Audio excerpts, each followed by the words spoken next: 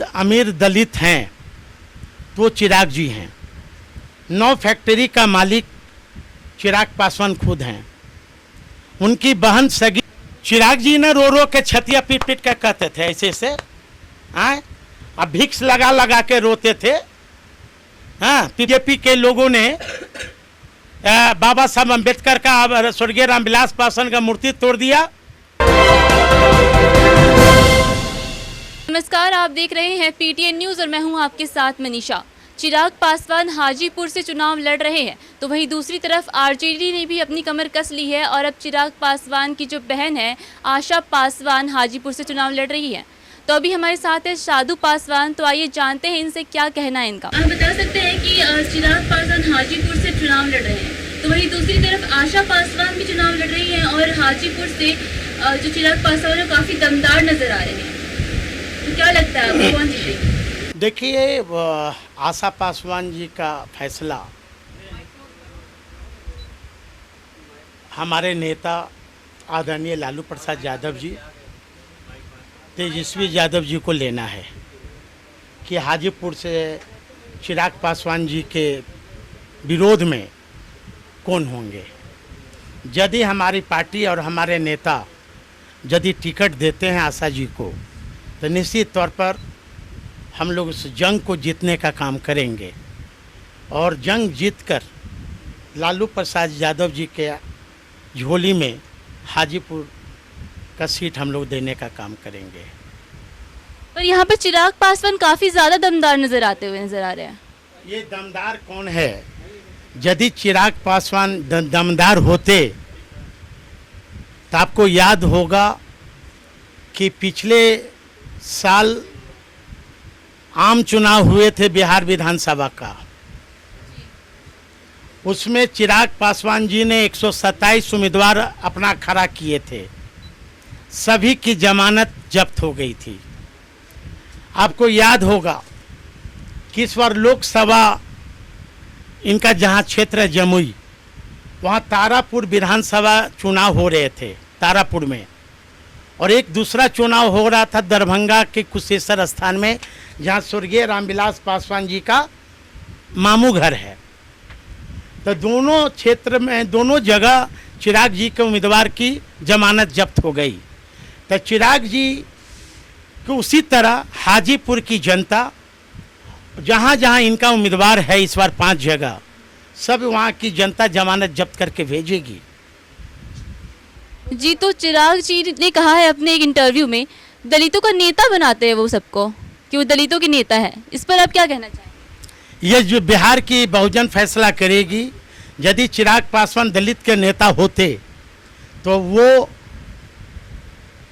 जो उन्होंने कहा था कि संपन्न दलित आरक्षण छोड़ दो, शायद वो नहीं बोलते। सबसे इस देश में यदि सबसे अमीर दलित हैं तो चिराग जी हैं। 9 फैक्ट्री का मालिक चिराग पासवान खुद हैं। उनकी बहन, सगी बहन 6 फैक्ट्री की मालिक है। उनके सगे बहनोई जो जमुई के उम्मीदवार हैं वो भी 6-7 फैक्ट्री के मालिक हैं। तो बताइए कि तीनों को मिलाकर 27 से 30 फैक्ट्री का मालिक हैं, तो वो आरक्षण क्यों ले रहे हैं? अब वो प्रवचन देते हैं बिहार के बहुजनों को कि संपन्न दलित आरक्षण छोड़ दो। पहले तो आरक्षण उन्हें छोड़नी चाहिए, उन्हें जनरल सीट से चुनाव लड़नी चाहिए चिराग जी को। आपको ऐसा क्यों लगता है कि उनको जनरल सीट से चुनाव लड़ना चाहिए? तो वो प्रवचन क्यों दे रहे हैं कि संपन्न दलित आरक्षण छोड़ दो? आज चिराग जी से पूछिए कि दलितों का आरक्षण खत्म हो गया। चिराग जी से पूछिए कि प्रमोशन में आरक्षण अभी तक केंद्र सरकार रोकी क्यों है। चिराग जी से पूछिए कि बाबा साहब अम्बेडकर का मूर्ति टूट गया। चिराग जी से पूछिए कि मणिपुर में दलितों आदिवासियों के घर जल रहे थे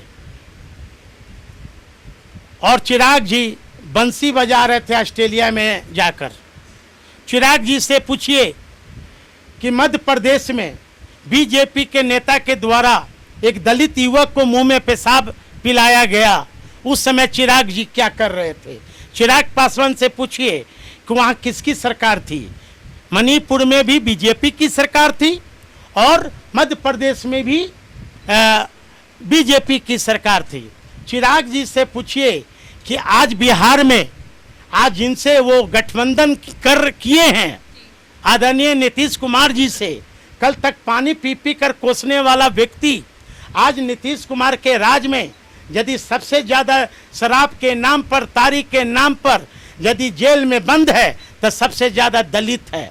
चिराग जी जहाँ से चुनाव लड़ने के लिए घोषणा किए हैं हाजीपुर, वहाँ के जो पासवान भाई हैं, वहाँ के जो चौधरी भाई हैं, पूरे बिहार की मैं बात कर रहा हूँ, यही आदरणीय लालू जी ने तारी माफ़ किया था, तारी पर टैक्स माफ़ किया था।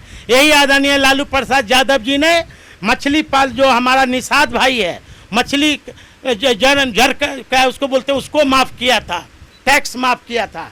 और दूसरी तरफ नीतीश कुमार जी को रहते दलित महादलित कर दिए गए। नीतीश कुमार के रहते दलित आज लाखों जेल में बंद हैं शराब के नाम पर और तारी के नाम पर। चिराग जी क्या कर रहे हैं? चिराग जी को थोड़ा सा नैतिक जिम्मेदारी नहीं है? आंख में शर्म नहीं है? ये लंबा चौड़ा ये जो भाषण देते हैं, चिराग जी से पूछे ना कि अपने अभी तक पिता का अपमान का बदला क्यों नहीं लिया बीजेपी से? आज बीजेपी के हनुमान बने हुए हैं। आप बता सकते हैं कि किस अपमान की बात कर रहे हैं आप? चिराग जी ने रो रो के छतिया पीट पीट के कहते थे ऐसे से, हाँ, अब भिक्स लगा लगा के रोते थे, हाँ, पिपरामेंट लगा लगा के कि यही बीजेपी के लोगों ने मेरे पिता बाबा साहब अम्बेडकर का मूर्ति फेंक दिया, यही बीजेपी के लोगों ने बाबा साहब अम्बेडकर का, स्वर्गीय रामविलास पासवान का मूर्ति तोड़ दिया। मैं नहीं रो रो के कर रहा था ना। ये चिराग जी से पूछिए ना भाई, मेरा 110% दावा है कि बीजेपी ने फेंका तो बीजेपी स्पष्टीकरण दे, बिहार के बहुजन को बतावे कि मैंने रामविलास पासवान का मूर्ति और बाबा साहब अम्बेडकर का मूर्ति नहीं तोड़ा। चिराग पासवान हर सीट पर युवा को खड़ा किए हैं, इस पर क्या कहना चाहेंगे आप? कहाँ युवा का? कौन युवा बताइए ना? शांभवी चौधरी को उन्होंने खड़ा किया। राजेश वर्मा जहाँ तक मुझे जानकारी है, क्या लोजपा का झंडा धोया था? जहाँ तक मुझे जानकारी है, जो अपने बहनोई को जो जमुई दिए हैं, क्या नाम उनका है शायद, हाँ, अरुण भारती, क्या वो लोजपा का झंडा धोए हैं?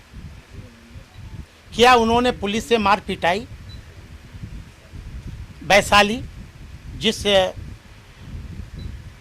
उनका नाम ले रहे हैं, अशोक चौधरी जी के पुत्री हैं, क्या वो लोजपा में थी? क्या लोजपा का सदस्यता ग्रहण उन्होंने किया? चिराग जी से पूछिए। जिनको उन्होंने वादा किया था, अरुण बाबू ऐसे संसद को उन्होंने टिकट से वंचित कर दिया, संजय सिंह ऐसे लोगों को टिकट से वंचित किया गया।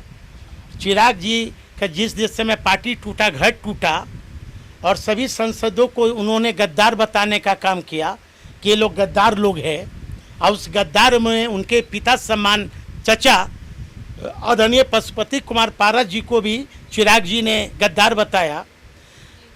अपने भाई लक्ष्मण जैसा प्रिंस को भी गद्दार बताया।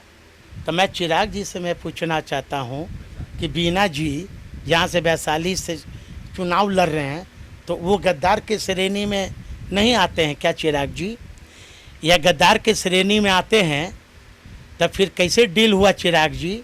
बिहार की जनता जान रही है। क्या ऐसे डील हो गई कि आपने गद्दार को टिकट देने का काम किया? आप सुन रहे थे कि किस प्रकार साधु पासवान ने चिराग पासवान पर भी तंज कस दिया है। तो अभी के लिए बस इतना ही। आगे की ताज़ा खबरों के लिए बने रहे पीटीएन न्यूज़ के साथ।